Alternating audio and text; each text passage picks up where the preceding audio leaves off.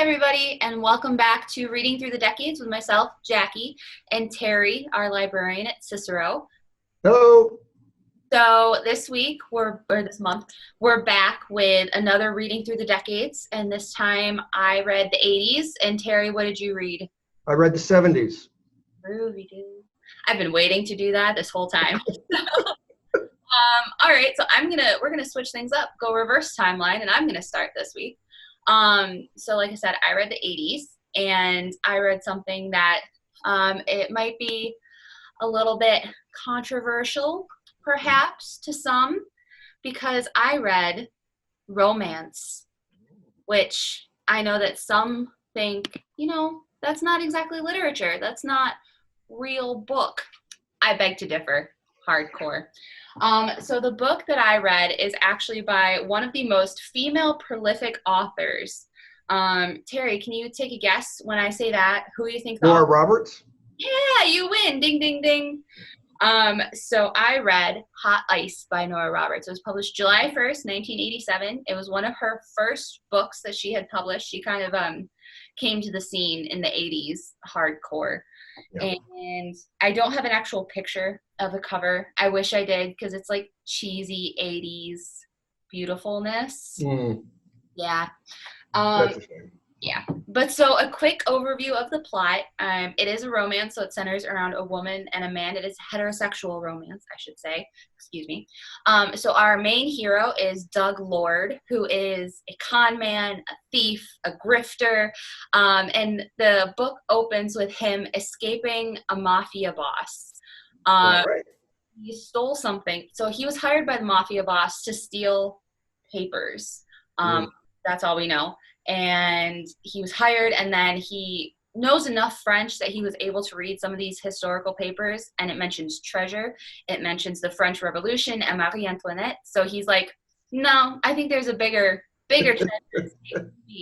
So he steals the papers from the mob boss, and the book opens with him on a chase through the streets of Manhattan, being chased by the mafia. And they're shooting at him, and he's like ducking and hiding in all these seedy nightclubs. And he jumps into a speedy red convertible, and he says, "You're driving me to the airport now." Cut scene to our heroine, Alistair, who is a very rich white woman in Manhattan. And she has just returned from Paris, France, and is having a bit of an identity crisis, I guess you could say. She doesn't know what she wants to do with life. She's sick of just flying around the world in luxury and visiting all these places, and it's a struggle.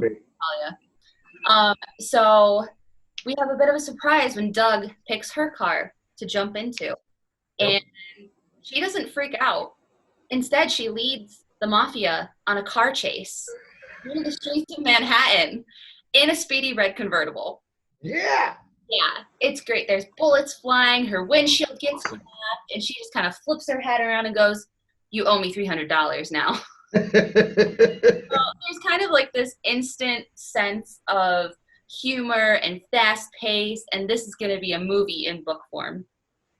They end up escaping the mafia. They go back to Whitney's apartment, and they decide to team up because Whitney has all the money. Doug has the money, but he's got these papers, which are basically a map to this French revolutionary treasure. So there's diamonds, there's rubies, sapphires, gold galore, think French 1790s. But the trick is they have to go to Madagascar to do it. And since this is set in the 1980s, put up with those annoying penguins. Since this is the 1980s, there are no cell phones, so they have to call landlines. Only everything's been tapped, so the mafia knows what's going on. They're tracking their every step. They follow them to DC. They kill people in DC. Whitney and Doug escape DC, end up in Madagascar, and it just goes crazy. They run through the jungle. They have to jump off trains. They have to escape more people trying to kill them. There's screaming babies and Madagascar men who think that Whitney is trying to be sold into sex slavery. Oh, well. It's entertaining. It's slightly problematic, but it's still entertaining.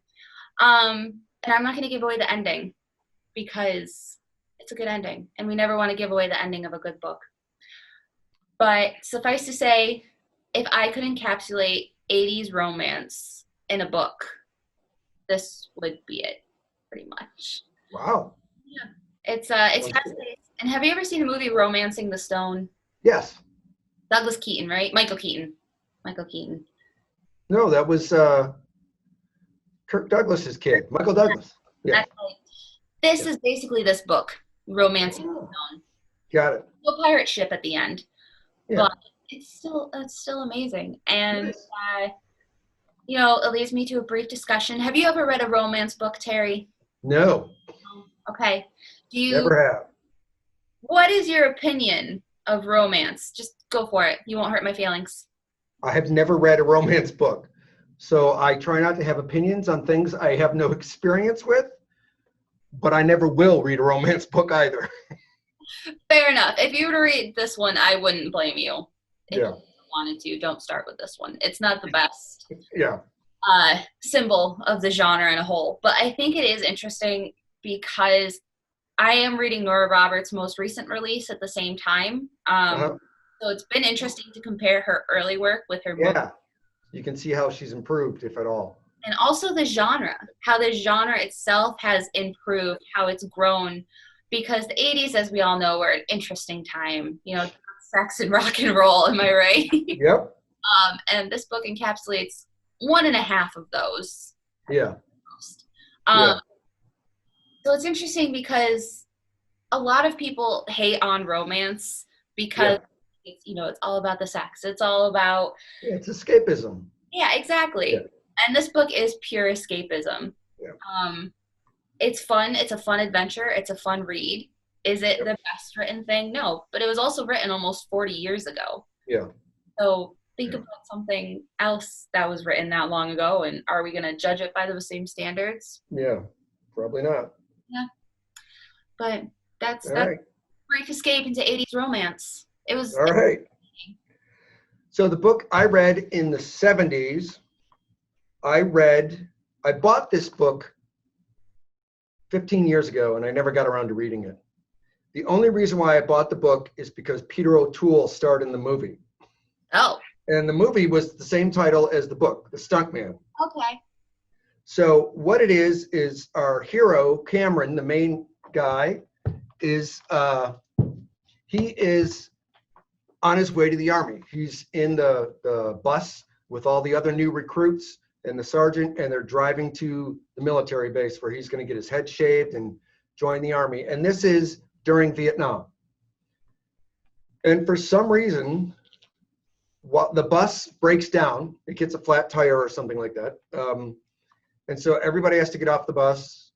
And for some reason, Cameron decides, yeah, I don't really want to be in the army, and runs, takes a beeline, and basically deserts. And he is out there with his duffel bag and his wits for like a day or so. And he comes across a car, the first car he's seen in a day or so. And he comes across this guy in a car about to drive over a bridge. And so Cameron jumps in the car and says, "Give me a ride, I need a ride." And the guy who's driving looks at him like, "What is wrong with you? Get away from me." "All right, I don't have time for this. We'll figure you out later." And he drives the car off the bridge because he's a stuntman. Oh, He's okay. supposed to drive the car off the bridge. The movie is being filmed while Cameron jumps into the car. Oh, They have a helicopter with a camera attached to it, so it doesn't look like a movie set, so Cameron has no idea. And the stuntman dies.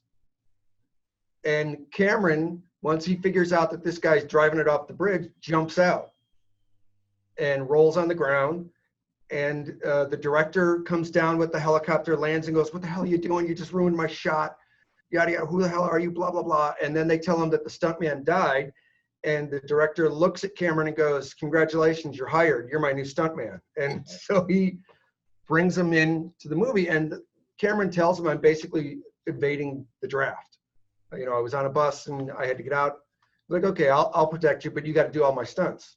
You're the stuntman, because I can't go out and find a new stuntman right now." "Okay, that's fine." So throughout the entire novel, Cameron thinks that the director is crazy and is trying to kill him through these stunts.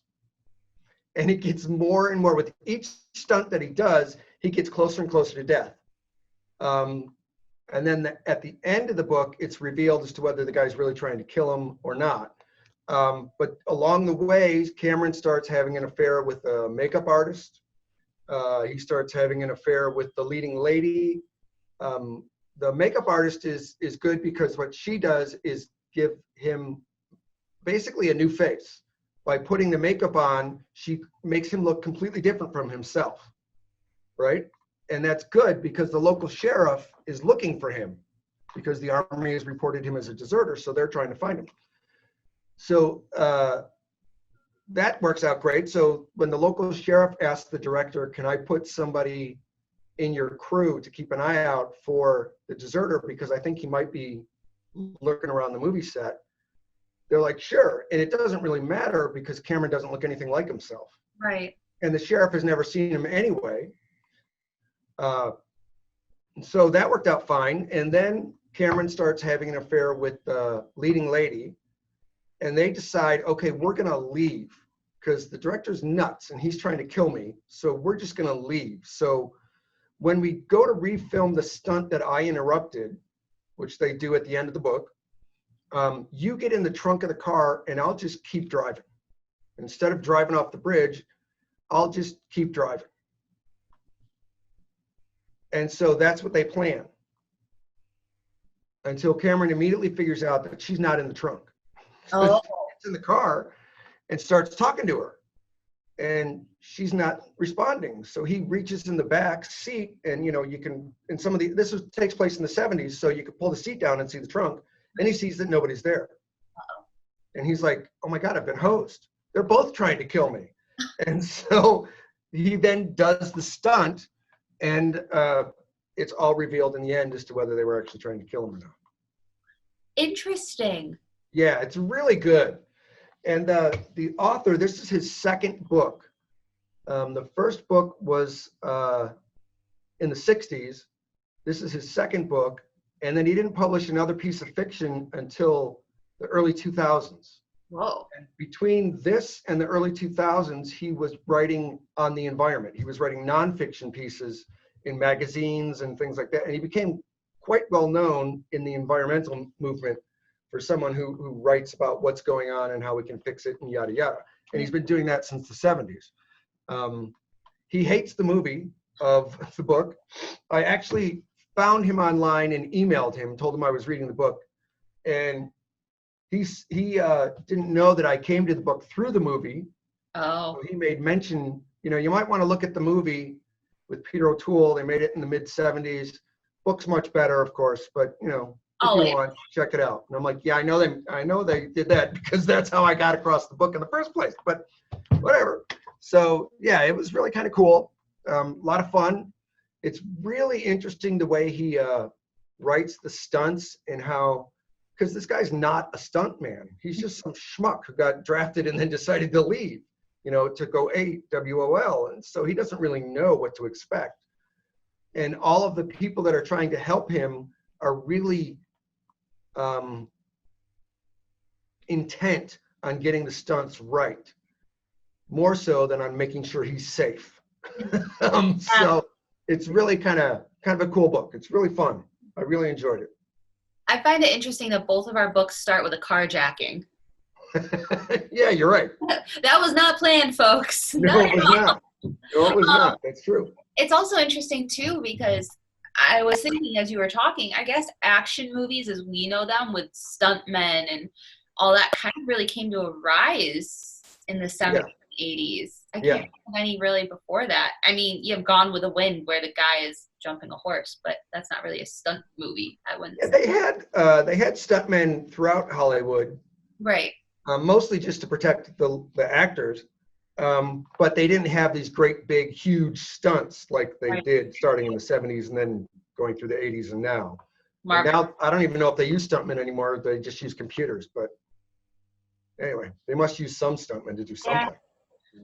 I do follow a few on Instagram, so I know that some do still exist. Excellent. So that's really interesting, though. Yeah. Well, I also think it's interesting how it starts with an issue that was so big at the time was draft evasion. Yeah. Because my dad, he didn't evade the draft. He just had aged out of it, and they actually wouldn't let him into the draft because he had just aged out of it. Oh. So he talks about that from time to time. And then of Yeah. course there's the movie Forrest Gump that we all Yeah. know Yeah. and love. Some of us love. Yeah. All my brothers were too young. Yeah. You know, they were too young to go. My family was lucky in that regard. Yeah. Yeah.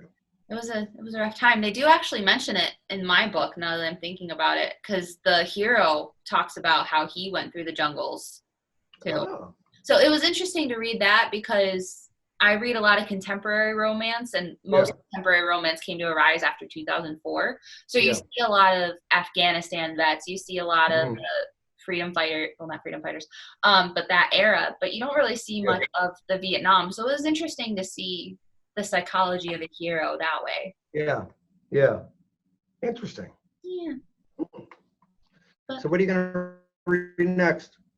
so next is the 90s and 2000s. So you got the Yep. 90s, you got the grunge. Exciting. Okay. No, I'm sure there's something in the 90s that I could read. One of the things I like to do with this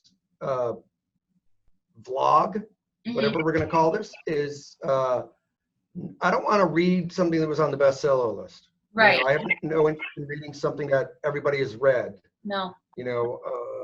Which is why I went for this obscure little title. So I really don't know what I'm going to read in the 90s. I'll have to find something, because I have really no interest in reading any kind of like best-selling Stephen King or any of that kind of stuff. Patterson or any of that. Yeah, no, I mean, because everybody's already read that stuff, so Right. there's no point in trying to introduce people to new books. Yeah. Or new authors, titles. Yeah. So I grabbed Nora Roberts, and she's one of the most prolific authors, like I said. She consistently writes, and she's been consistently writing for 40 years now. Yeah. But this title, it's not one of her more well-known ones, and the reviews on it are all interesting. An interesting mix on Goodreads. So I have the 2000s, so I'm not going to read Harry Potter. Yeah. Yeah, right.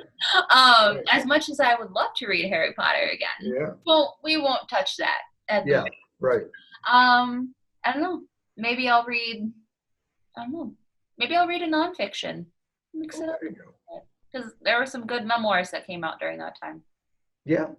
Yep, that's true. But all right. Well, thanks, Okay. Carrie. Yeah, thank you. Yeah, and I will see you next time. Yeah. All right. Bye. Bye.